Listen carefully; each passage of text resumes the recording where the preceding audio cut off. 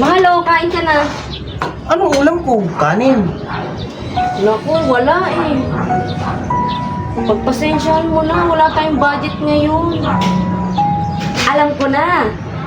Sumubo ka ng kanin, tapos sasabihin ko sa iyo yung ulam, imaginein mo na lang na masarap.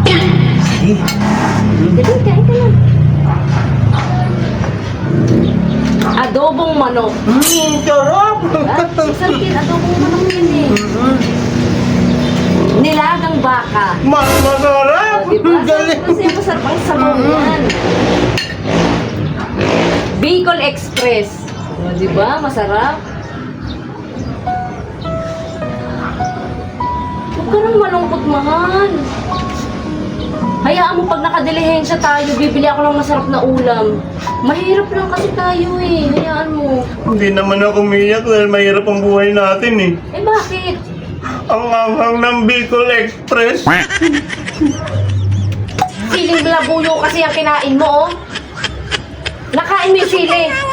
Inuwa mo yan. Diba?